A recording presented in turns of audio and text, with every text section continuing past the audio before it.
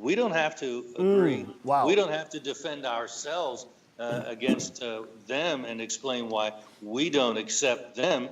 Excuse us, it's the other way around. They've got it wrong. They've had it wrong for a long time, starting at least with the British back in the 18th century. And we're fighting the same problem today. The opponent may not wear a red coat, which I thought was awfully decent of the British. It made it a lot easier to identify them. But in any case, it's really the same battle today as it was then. Well, it's amazing you say that because it's just how the British started trying to ban the guns. Americans didn't want to give the guns, and then they started banning the ammo. We see that same thing happening in now California. Yeah, exactly. We do. It's something that has been happening for a long time, and it's interesting that the statist, the person that believes that the state has priority over the individual, will push these kinds of notions. That's really what got under Senator Richardson's skin. That's what drove him to push back in a very forceful way. And he wasn't always kind and accepting of tyranny. I remember one time back in the 70s, he was in the floor of the Senate, and he was, I believe he was proclaiming against a bill that had something to do with so-called homosexual rights, and he began quoting from the Bible, and one of his opponents in the state Senate got up and said, "Don't tell me what your paper pope says." Well, Senator Richardson hauled off and decked him and put him on the floor of the Senate.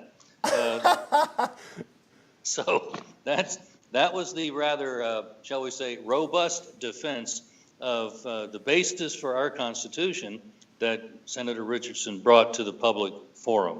Wow, that's incredible. It's amazing. You just mentioned the Bible because I have Luke 22 pulled up right now, and that is where God tells his disciples, sell your garment and buy a sword. Of course, the whole argument with the guns is that these are weapons that are made for killing. Well, the sword did not serve an agricultural purpose. The sword did not serve a culinary purpose. The sword was meant to fight with, and it served a tactical purpose. And in the same way, if that was said, and God said that 2,000 years ago, which his word stands true today and forever, his word then in the modern day, that would be like, Christ saying to his disciples, sell your garments and buy a gun.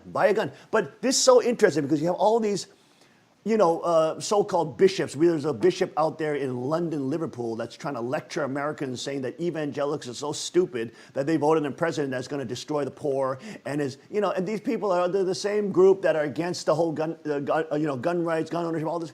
It's just like this. I'm so sick of this kind of state-run Christianity, which is totally separated from the Scripture, and they don't know what to do. Isn't it interesting that this president, who's been likened unto Hitler, somewhat unlike Hitler, been signing one executive order after another, prying the fingers of government off the throat of the body politic. Since the day he got into office, he's done more to release the energy of a free people than perhaps any president in the last century or more.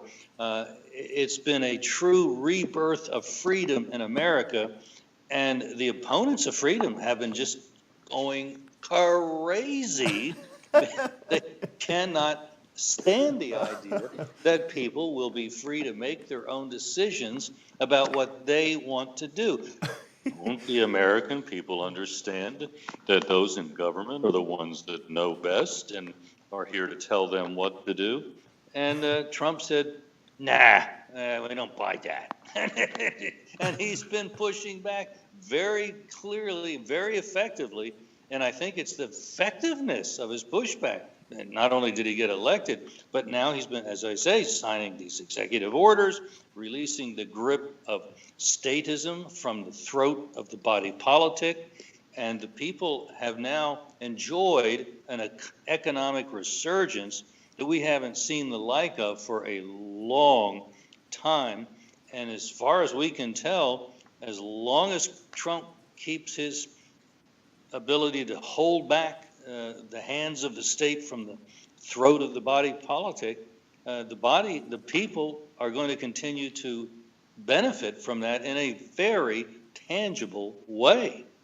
Well, it's amazing, because the consumer confidence is so high. The economy is, jump started again. There's so much people are spending. The stocks are skyrocketing. Our borders are being secured. With this 75% drop in illegal immigration, et cetera. So, Yeah. which is much more fair for the people who are illegally trying to immigrate, et cetera. Trump is getting us out of TPP. He's got us, the Supreme Court, Gorsuch, et cetera, and national reciprocity. That's now passed through the House and hopefully quickly moving through the Senate to get on the president's desk. But they snuck something in, which you, of course, in your organization, GOA, alerted all the patriots to through your newsletter that everybody should get, by the way. Oh, thank alerting you. us to the fix Nick sneaky bill they put in. Can you explain and break that down for us? Yeah, if folks go to gunowners.org, they can get on our email list. And not only does that give information, but it provides a way of action. And that really has been the way we've been able to mobilize the opinion of the American people to effectively push back against the wannabe tyrants that get themselves in power in our country. America's really no different from any other country. The only thing that makes us different is that we were born on the basis of an idea.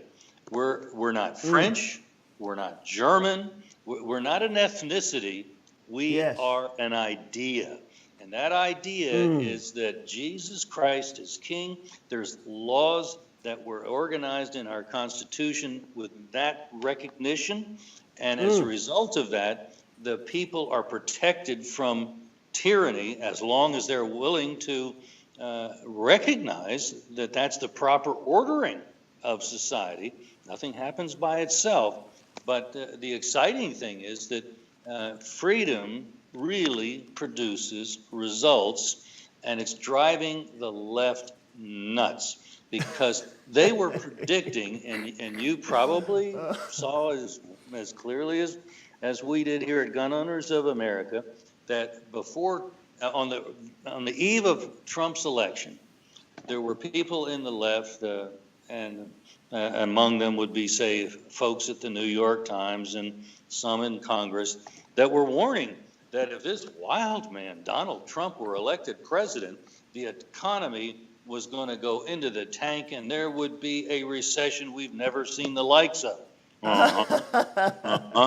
Well, if what we're going through right now is the recession they were talking about, please bring it on some more. I'm loving it, and so are the American people. Freedom works. It does have consequences, even as much as tyranny has consequences.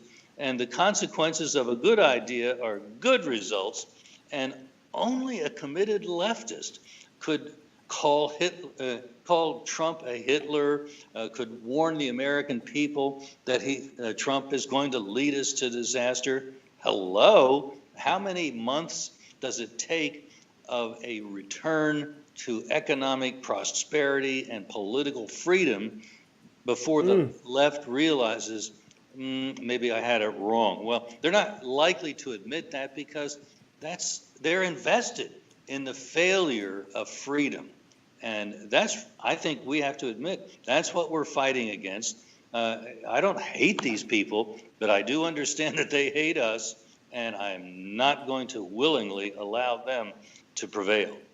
Well, it's interesting. You talk about the, America and how the left was really trying to implode it from within.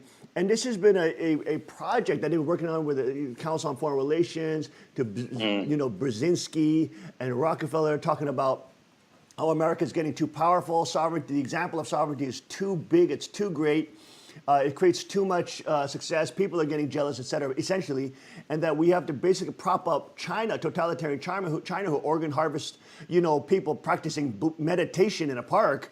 I mean, and kills evangelical Christians if you don't have a state-approved church. And read a Bible. They're trying to prop up this totalitarian demonic power as the new model that will be supported and touted by the UN as the new model going forward in the 21st century.